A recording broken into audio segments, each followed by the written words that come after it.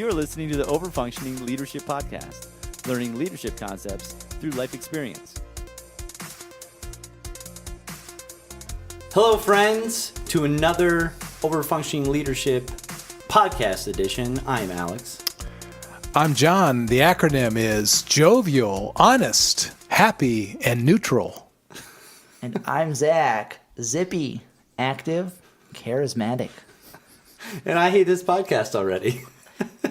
We knew you'd like the acronym introductions. Somehow I missed that portion of it. John, this is episode number 27, which means it is whose?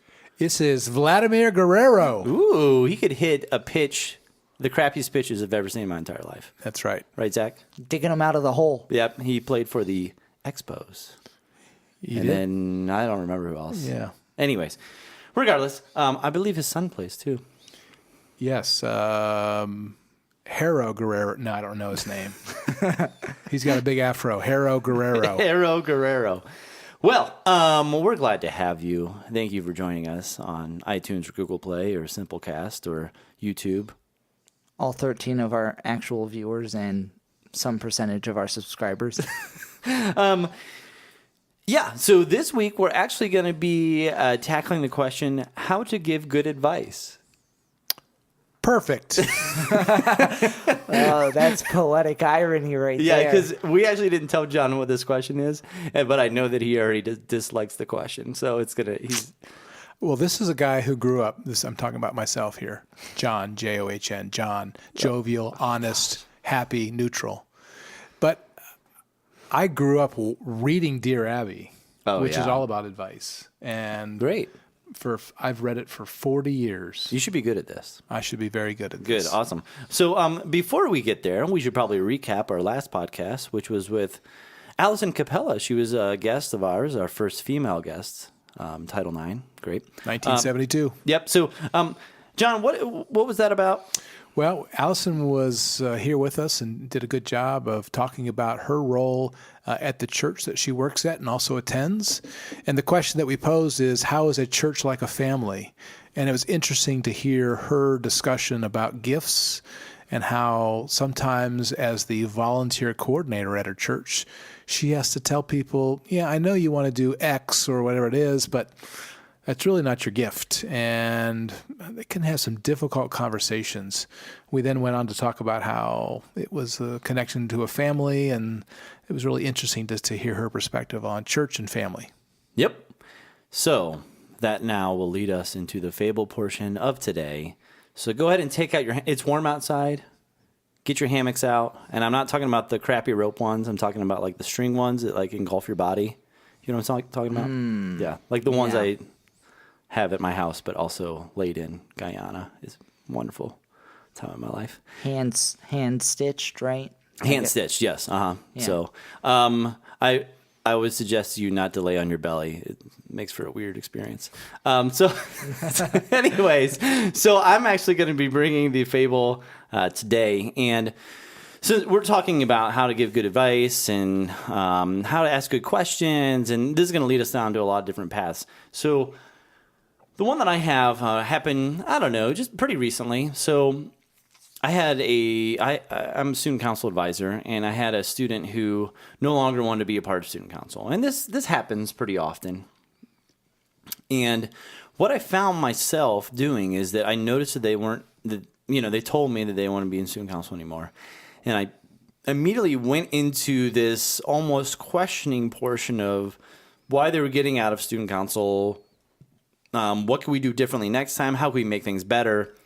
Almost to a point to where I was like trying to figure out how to make student council more likable to this person, and not necessarily getting anywhere too close to where like student council would be better for the whole of what's going on. And so my questions, yes, it was good that I asked some questions, but it was like this weird thing where I was trying to fix the problem, which it really wasn't my problem because this person just didn't want to be in student council anymore.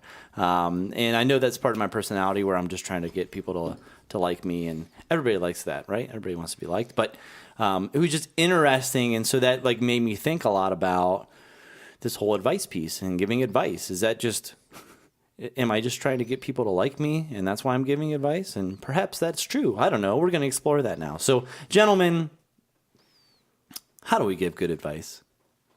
Yeah, John, give us the 1, 2, 3 of how to give good advice. We've all read, or we should have, how to make friends and influence people because, it's your friends who define who you are.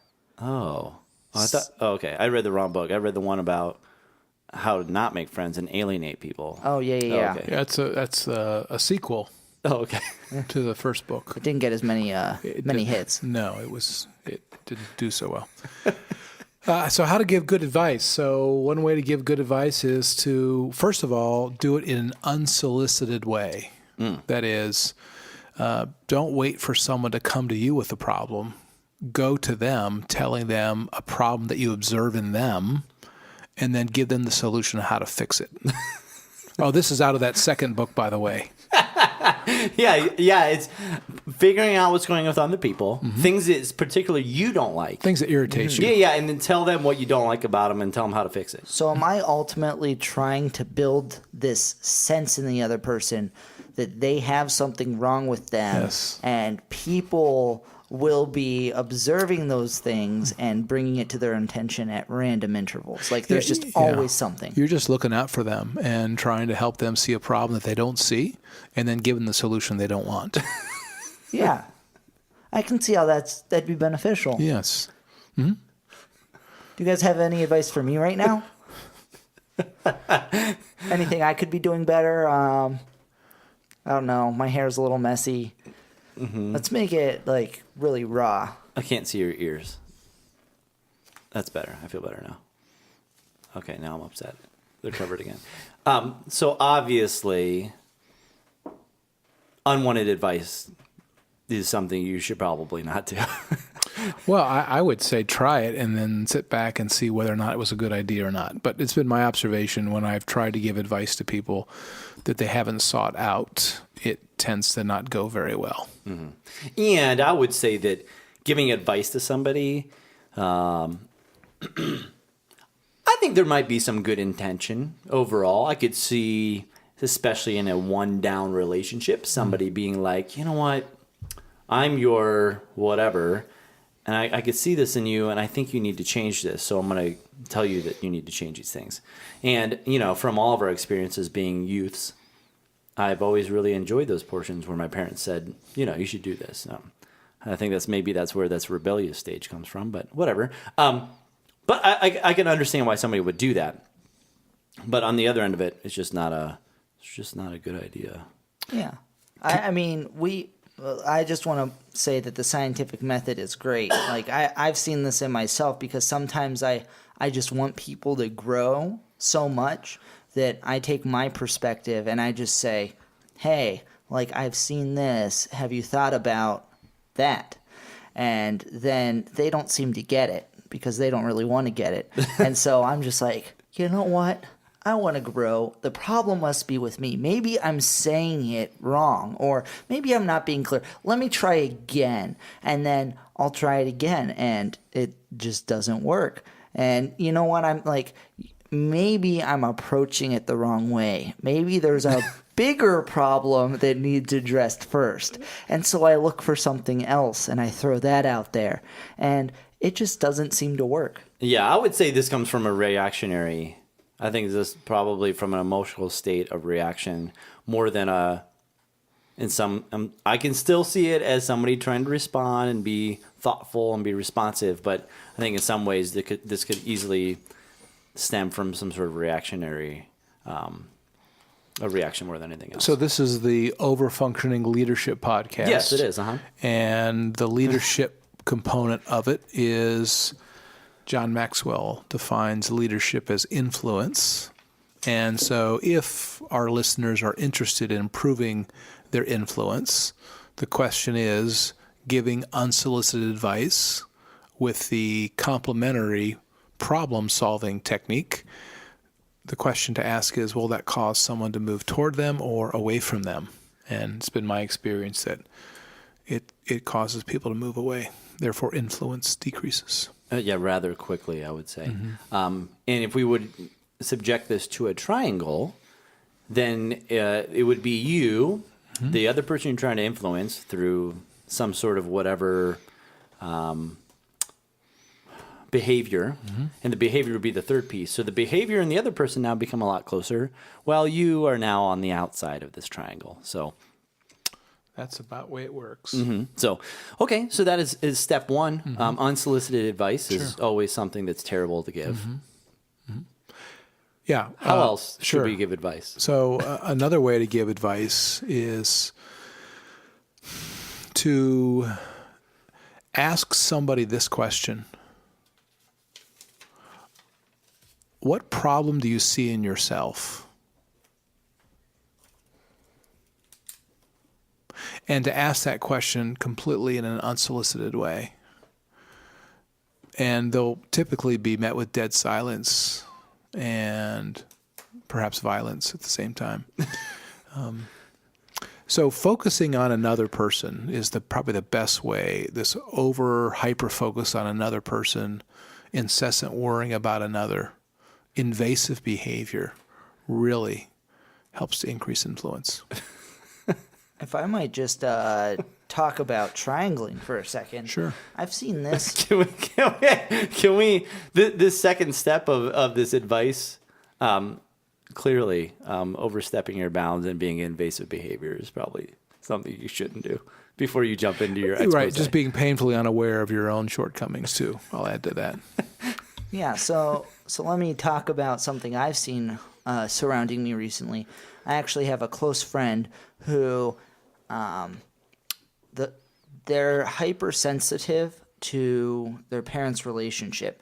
So he actually is looking at his mom and his dad, and he's noticing that their relationship isn't quite where it was several years ago, and that it isn't where he wants his relationship to be in the future. He specifically sees the shortcomings with his dad and sort of holds it against him. But it's interesting to see that when the parents are talking about it, they're focusing on, first off, the other. Hey, I see you doing this wrong.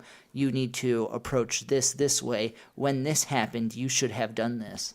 A lot of advice giving in a more fighty sort of way, and an attentive focus on that child, him as a child. And so it's interesting to see that same, from my perspective, that same stuff that might be unwanted advice in a acquaintance friendship situation seems to be the same ammo you use in a fused verbal conflict.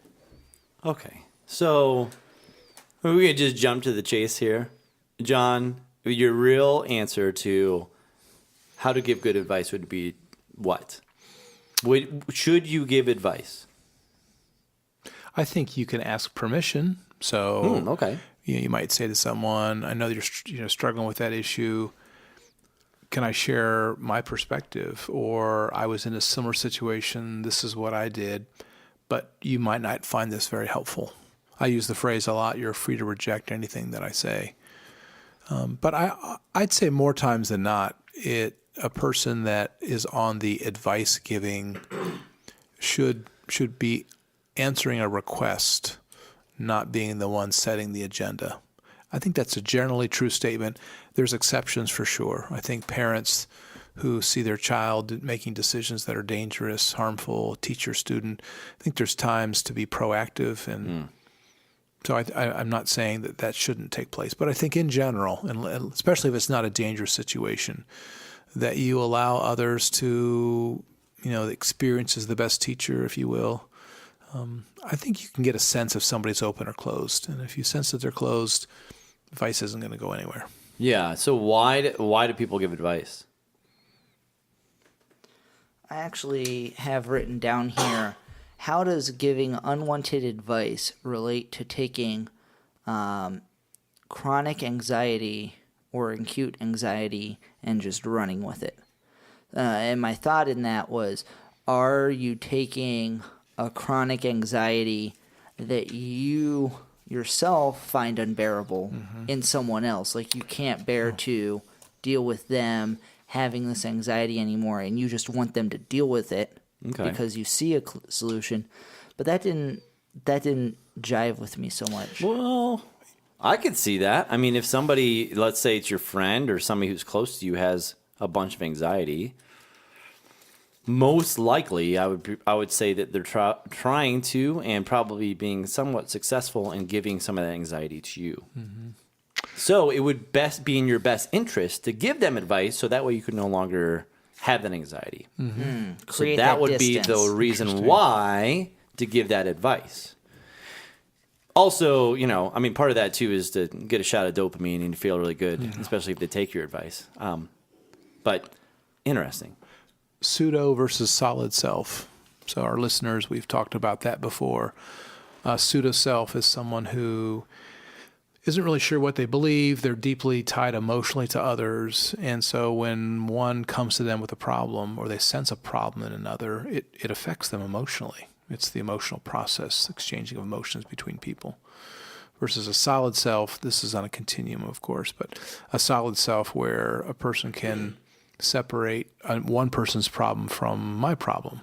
And so I think it is somewhat illustrative of how you or I tolerate another person's anxiety and whether we want to fix it or we'll let them sit in it, be a resource, but not a fixer. Yeah, because sitting in that, I think, also makes you sit in it. You have to be able to sit in it yourself. Because I think it's easy to say, well, that's just somebody else's problem. Right. But and that's the key. When it comes to leadership, especially what we've been talking about here, we're talking about responsibility. Yes. And I mean, our suggestion here is that you're probably in some way a part of that system because you're related to that person. Yeah, I think you've made it a really important point of not saying, well, it looks like you got a problem, and almost cutting off or dismissing it. So cutoff and fusion are two sides of the same coin of how anxiety is manifested. Fusion is, I got to fix it. Cutoff is, well, it looks like you got a problem, and you don't interact with that person. So how do I interact with them at the same time not getting sucked into their problem? Yeah, so I want to roll with that for a second. So people are coming, they're complaining, they're whining, they're moaning. They actually have something going on in their lives that they're talking about, but they're not ready to take a stance and say, this is a problem that I'm going to solve. We talk a lot about watching the emotional processes, watching what's actually happening, taking a step back. And personally, so this is from my own experience, I've noticed that, especially as a stereotypical problem solver guy, I take what is just an emotional wave and I'm like, okay, I can solve this wave. Let's break it down and all that. But when I take a step back, what we got this little typhoon, this little ocean, emotional, I don't know what metaphor we want to go with here. We can baby tsunami. Baby tsunami. I like to think of it as a wave pool. The waves just keep coming. I was thinking like a problem whale in the center just splashing around, blowing water out its blowhole. I don't know how that fits in. You got to wait till it's like submerged, I guess. It's not really a good metaphor. That's a problem whale. What? Yeah, it's like Free Willy. As compared to like a problem guppy or a problem tuna. Gotcha. Okay. Yeah. We're just gonna. Okay. Yeah. Keep going. Let the record show the fish metaphor did not work out. Back to the drawing board. But when we look at these and we see that there's this like emotional storm that has to pass, my approach changes. And I've always struggled with what my role is in those times. Because we've talked in the past, I forget who we were talking with. Maybe it was actually Alex during a chat session. But it was referring to... it was actually with your principal friend. What was his name? Mark Treen. Mark Treen. Yes. And he was talking about how he has these parents coming in and they're emotionally reactive. And he specifically talked about bringing them back into a rational realm. And I've always found that concept admirable, because not only does he not have the opportunity to let them leave and then come back, because a reactive parent is coming in, but a non-reactive parent is just going to stay distant because they have their own immediate system to deal with. And so how do we take those emotional storms and what do we do with them in both of those senses? In a sustained relationship, someone you're constantly interacting with, and on the other end, maybe someone that you don't really have much interaction with unless there's a problem. So I guess my question is, are we veering too far away from the advice portion of what we're talking about? Because this, for our listeners here, this sounds like a great podcast for our future podcast. I don't know if we want to wade these waters right now, but I mean, we can. Is that where we want to go here? I don't know. Let's take a poll. I'm viewing it as the other side of the coin. I'm viewing advice as what I give in lieu of this, which is what I should be doing. And thus, this is how to give advice. Okay, so your overall question again, I'm sorry. I don't know. John looks like he's thinking. I am just trying to parse out what you're maybe restating your question. Yeah, let me pose this question one more time. When someone comes to you and they are bringing this problem, this emotional storm, they're talking at you with things that you see as solvable, that you have responses to, not reactions, responses to. How do you go about drawing them from a reactionary emotional perspective into one in which you can address the issues and the concerns? Okay, gotcha. So this would be really parsed out to anybody who comes to you for advice in some ways, and in addition to somebody who's coming to you who's just very reactive. Because I think they almost be wanting, well, I don't know, anybody who's coming to you very reactive, I don't know if they're necessarily looking for advice, but they're looking to give you some sort of anxiety. They're trying to offload onto you. So that's the situation you're in. You have somebody who wants to offload anxiety onto you. What are you going to do? Step one, because it's all in steps. It's not really in steps. I'm just joking. Well, I think a question I ask maybe mentally is, whose problem is this? And the answer is not mine. I'm not saying that in a dismissive way, but so that can be really helpful, because I'm not going to make this problem mine. And I ask the question sometimes, how could I be helpful to you in this? What do you want from me? And sometimes people just want to talk. They just want to vent. They want to, and that's okay. I mean, venting is all right, but if that's all it is, where somebody just vents and then goes away, this really wasn't very helpful at all. But saying, okay, I hear what you're saying. So I think, instead of giving advice, so we talked about, what's the opposite of that? It's asking questions and things like, who did what? Who did when? Do that when? How? And what did it look like? So just trying to pull facts out. Because oftentimes when a person is really emotional and upset about something, they're having a hard time separating thinking and feeling. So pulling out facts can, I think, I'll let somebody be a little bit calmer, and then they're open to different perspectives. So that's what I think about. Well, even your first question, I think is a valid question to ask somebody. What part of this problem is yours? So, I mean, usually, and since we know Bowen family systems theory, I would say somebody who's very reactive might actually be talking about somebody else in some ways.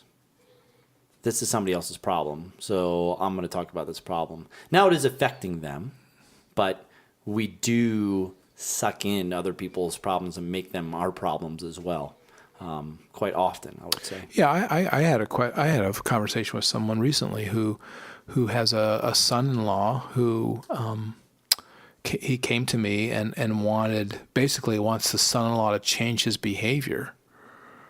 And I said, and he asked me, am I reasonable in the behavior I expect of the son-in-law? And so he shared some things that son-in-law was doing and the ways he'd want him to behave differently. And I said, well, where is your belief coming from? He said, this is really what our family is about in my mind. And the son-in-law, who's new to the family, is just not getting it.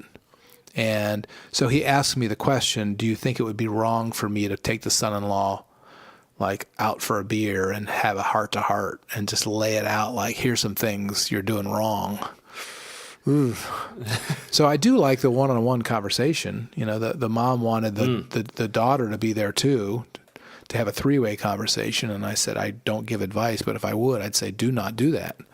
Just the two of you have a conversation and get to know him a little bit. Ask him some questions and try to get him to move toward you and then make some observations. This is in this case, this particular case, you're going to be in a relationship with this person for a really long time. It doesn't have to be solved today, but making some steps in a calm way is helpful. I think you did give a slight technical piece to this that I think that I always tend to forget. One-on-one, in-person conversations are going to go a lot further and a lot better than texts or emails or even phone calls. I would say if you can get a one-on-one in person with somebody, it's going to be a lot better. Yeah, is it going to be a lot more awkward? Probably, but you know, there's a lot of things that you can piece across within a one-on-one conversation. So I just want to throw that little piece in. And I think that's an interesting point that you didn't explicitly make, John, is as leaders, what questions are we asking of ourselves as well throughout this process? So whose responsibility is this? Well, this isn't mine. I shouldn't try and fix a problem that's not mine, right? What is my role here? I guess it's to listen, maybe to ask questions. You know, you got to figure that out. And the other side is maybe a little humbling. If you tend to be a fixer, if you tend to be someone who wants to solve problems, this is a question I found helpful for myself is, how long has this been a problem in this person's life? Mm-hmm. I have a friend who comes to me a lot, and I love him to death. And he's got a lot of compounding issues. Sometimes he has trouble sleeping, which means he's disoriented, like can't really hold things in his memory. And so he comes to me and he puts me in a role where I am his processor, in that he asks me to ask him the questions, to ask him how to emotionally process things. And each time he comes to me, I want to think, we're taking a piece of this problem and we're solving it. When in actuality, these are all things that have been there this whole time, and we just keep rotating around what we're talking about. Mm-hmm. I'm going to just bring up a point, and just as a sidebar of, so Alex and I have known each other for a long time, and you and I have talked back and forth over the years about lots of topics, and there's been times that you've come to me about a challenge or something that you want to think through. But you are personally vested in solving this problem, like yourself. Mm-hmm. So the role that I play when we have conversations, and you've said this before, is I don't need advice. I just need to talk about it, and then it just helps me think through it. And you are doing the work of solving your own problem, versus somebody who vents and just wants to unload and blame, and then not take any responsibility for solving their own problem. I think that's really, really important. So when we talk about giving advice, I think it can be really helpful to give advice if the person that you're speaking with really wants to solve their own problem, and you can offer them a perspective. But if someone thinks the problem is out there with somebody else, and they're gossiping about a third person or whatever it might be, then advice is typically doesn't go very well. And I would say in this, because John and I have talked a lot, I have gone to John venting about things before too. And John, because we have a close relationship, has dropped like certain questions to me where I've had no response. And in the moment, and when I was reactive, I wanted to have a response and I was upset about his question. But looking back, I'm very appreciative because he pulled me out of that venting state. So it depends on who you're with and what kind of venting state they're in. But you can give a very poignant question, which probably in the moment is not going to be very well received. But at the same time, if you're dealing with somebody who is willing to be reflective and you know that they're willing to solve those problems themselves, we'll eventually look back on it and say, you know what, that was actually a really good question. That really cut to the heart of the matter of like, why are you worried about this problem that's not yours? And in the moment, you're like, it is my problem, blah, blah, blah. But like, then you're like, well, really, it's not. I'm really glad he asked that question, but I did not like him at that point in time. You know what that sounds to me about, Alex? That reminds me of this fantastic movie that you and I watched semi-recently. It was recommended to us by someone called The Joe Kane. And I remember you specifically disliking the priest in that for what I would call his poignant questions which begged reflection. Yeah, I don't remember that movie because I don't like it, but I'm sure those might have been in there. Yeah. I had something too that that we talk a lot about in here is, you know, when somebody's coming to seek advice or just wants to vent or talk to you, whatever, right? And you are being curious and open and really asking a lot of questions. There's got to be, on both sides, not a connection to or wedding to a certain outcome. And so, especially on the end of the questioning side, you're just questioning, listening, you need to be okay with that other person figuring it out themselves and doing something that you may not even would have advised at all. You need to be okay with that. Even if they do something that you're like, oh my gosh, this is ridiculous. Why are they doing this? In order for that person to grow in their own person, you've got to let them fly with it. Otherwise, they're just going to be connected to whatever advice you're giving, and now you are a part of that problem. And I mean, obviously, there are limits to this, right? You know, physical injury and blah, blah, blah. Mm-hmm. But I think that's a big part of it. What do you guys, I mean, it looks like you're all writing things down here, so. I was just writing down something to be wary of, and this ties very directly to what you're saying, is the people who ask you what to do so that you might live their life for them. I've encountered this a little bit before, where people come because they respect me for whatever reason, and they trust my advice in some capacity, and I really do see that pseudo-self playing itself out. And I know it's going to fail eventually because I can't be whatever they're expecting me to be. But they'll come and they'll say, hey, how would you deal with this? And then they go off and they do the best that they can to follow what I just said to a T. And I don't have a full understanding of the situation. I don't have the variables that are going to come out during that conversation. I can't plan for every eventual outcome. And so when that situation plays out, it's not a resolution to the issue. It's that person coming back again for the next piece of this puzzle. I'm doing some research and teaching, and one of the aspects of teachers can be where students look to the teacher for the answers to whatever the topic is that they're discussing in class. The teacher's the expert, the student just absorbs the information that the expert has. But there's a notion of something called transference, which is the concept of I can take something I learned over here and apply it over there, where the person themselves has learned a lesson of some kind that they can then, a principle that they can apply elsewhere. And so this idea of asking advice, dispensing advice, going away, asking advice, dispensing advice, going away, is really it's really building a dependent relationship where one becomes overfunctioning essentially, and the other one becomes an underfunctioner and becomes almost helpless. And that's not healthy for either party.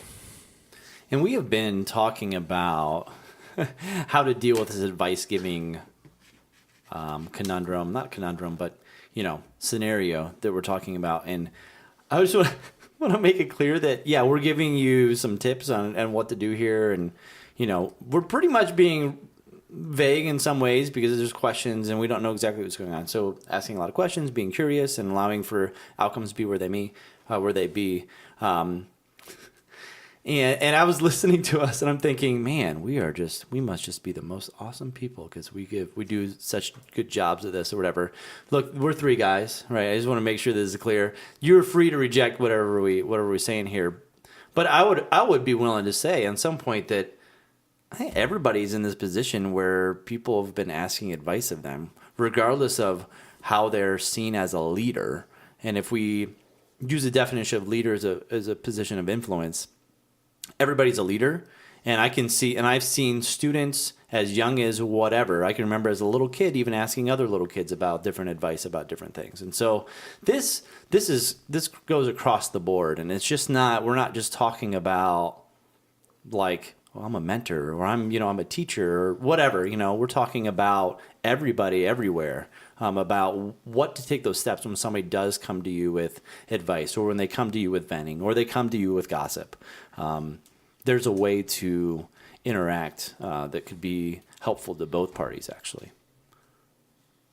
I think as a person tries to become a better leader and works on, we use the term differentiation of self, of really trying to figure out what they believe, what they're about, their mission in life.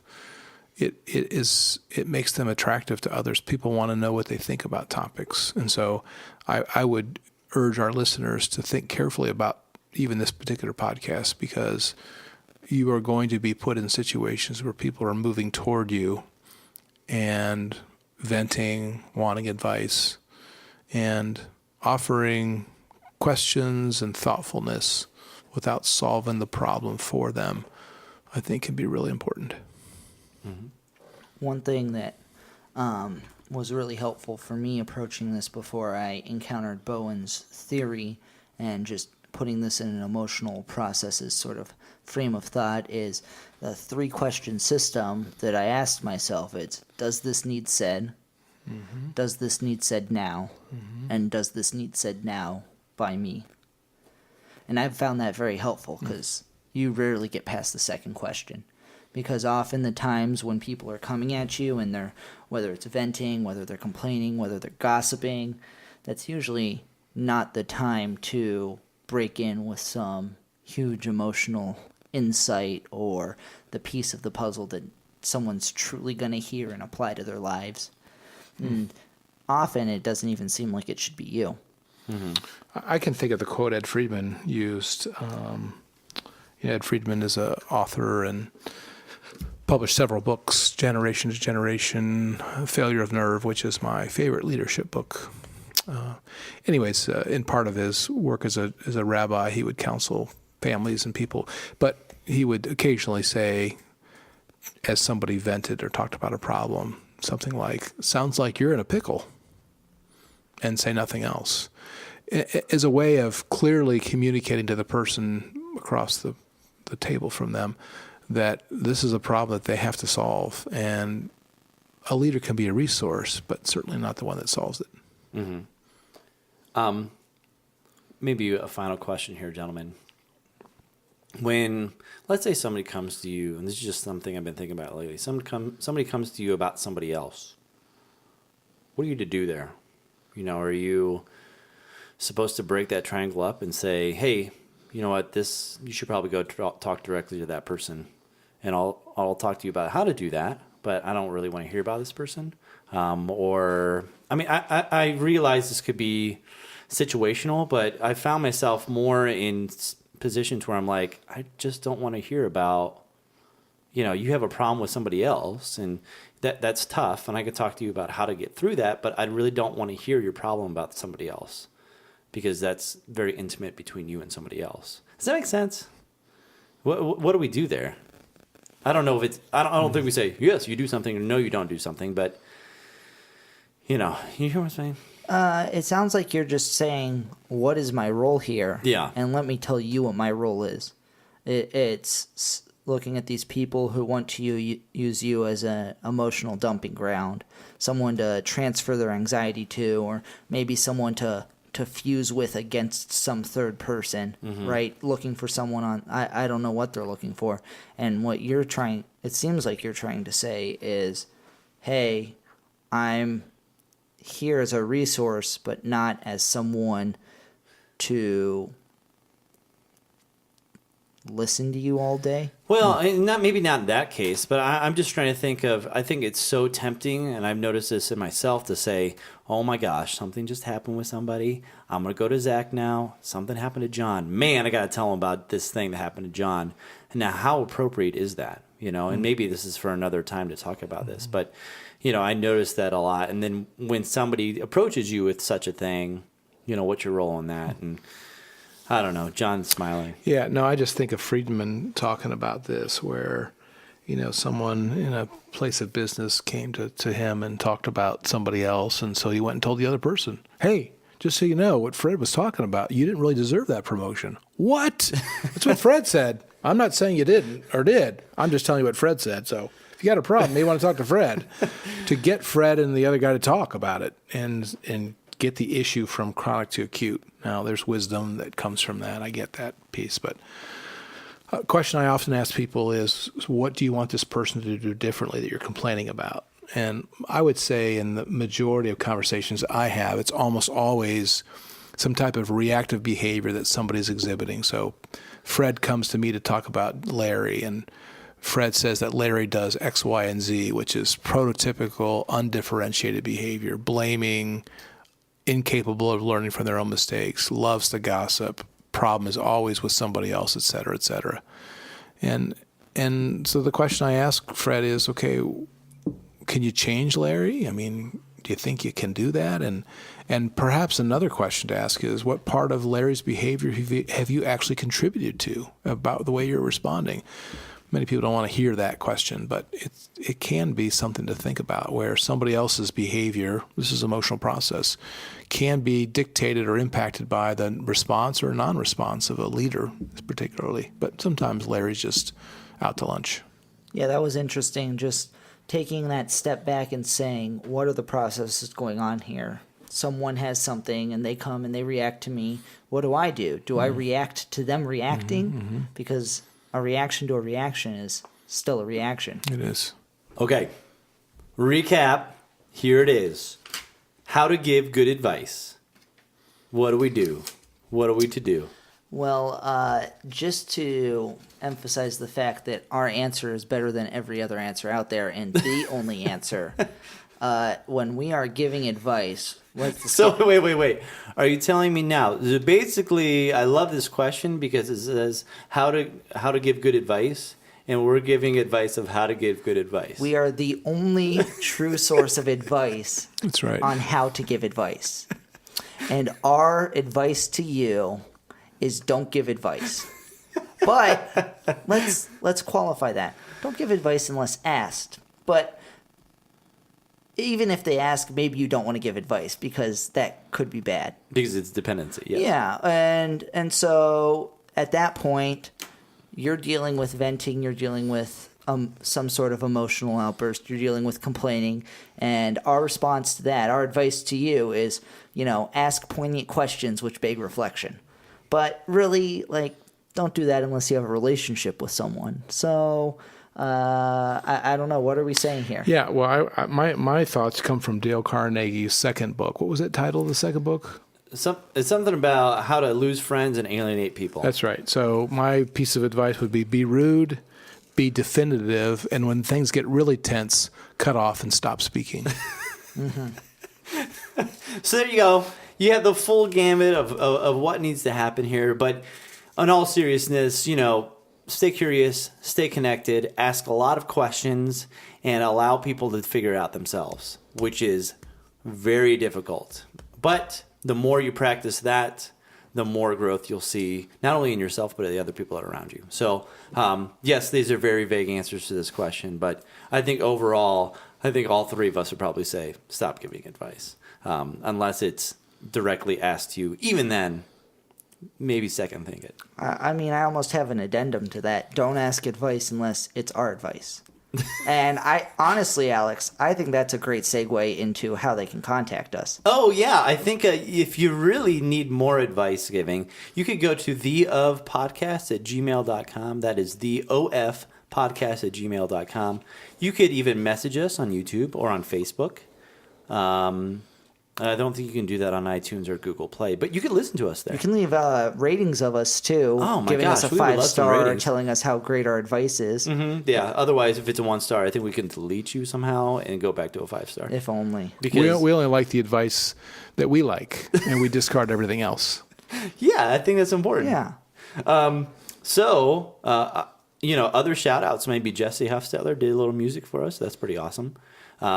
We also have Jason Kuzman, who helped us out with this wonderful equipment that we have here. Starfish Limiter, is that around here anymore? Sometimes, I don't know. Where'd the Starfish go? We are back on the Starfish Limiter. We had to Excellent. stop there for a little bit because Okay. there were some technical difficulties with it interacting with poor sound quality. And Yeah. so we just paid the big bucks and got some more equipment. So we chucked Okay. him into the sea, and then he came back to us, Yeah. fully refreshed. Floated back on the waves of the emotional whale. Oh my gosh, full circle. Okay, well, with that, I believe that's going to wrap us up here. I am Alex. I'm John, judgmental, ostracized, hard ass, and negative. And I'm Zach, and I'm zealous, advice giving, if I'm allowed to hyphenate, and pretty darn cool. Oh, I thought it was going to be crappy at the end. Okay, good. I just want to make sure. And also, Freddie did join us again tonight. Freddie is Yes. one of our favorite characters. So from all of us, including Freddie and Larry tonight, have a great evening or day or morning or wherever you're at listening to this midday brunch. And we will catch you next time. And remember, we're the only true source of advice. Write it down. See you guys.